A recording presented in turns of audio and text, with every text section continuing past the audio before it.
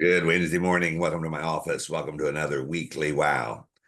Early morning hours, tranquil, calm, quiet.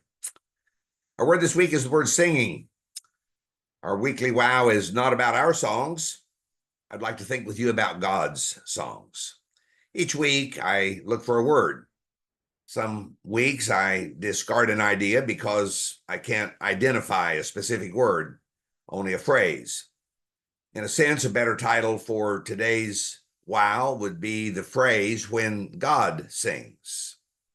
Why does God sing? What causes God to sing? In an Old Testament prophet, largely unknown book, the book of Zephaniah, the prophet answers, "The Lord your God is in your midst, the mighty one who will save. He will rejoice over you. He will quiet you by his love, rejoicing over you with loud singing." Zephaniah 3, chapter 17. God breaks into song to express his great joy. He rejoices over his people with singing. In the context, we learn that God rejoices when his people rejoice, when he is welcomed into their midst, when his people walk fearlessly. God rejoices when his people believe his promises, that he will be present and that he will save. God delights in humble obedience. He promises calm in the storms of life. The words to a song arrangement by Zoe singers, words and music by Scott Brown and David Hampton, say in part, "If you could only hear his voice, you would hear the Lord rejoice, rejoicing over you with singing."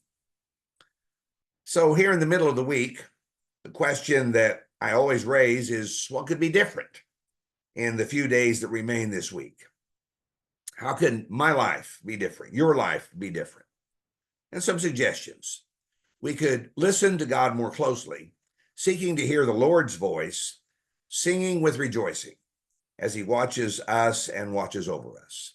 We could imitate the Lord by singing joyfully as we go through our daily lives. We could trust his salvation more fully, knowing that God is rejoicing and singing about us. Should we not, in turn, sing about him? And we could find calm and tranquility in the simple contemplation of God's love. I'm sure you can add to this short list. We're talking about God singing, but I hope also that we'll enjoy singing. We'll go through life rejoicing in song. I encourage you to learn Zephaniah 3, verse 17. Make it yours. Listen to God's jubilant singing as he rejoices over you in your faithful journey. And look for reasons to sing. And as you sing to God, remember that he is singing also back to you. In the written notes, you will find a link to the video I mentioned, available on YouTube. He will rejoice over you, done by the Zoe singers. Again, thank you for being with me. Remember that God loves you. I love you. That's the way it's going to be.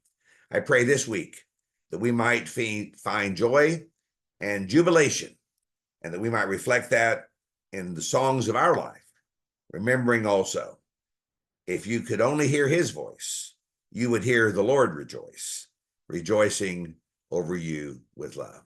May God bless, is always my prayer for us.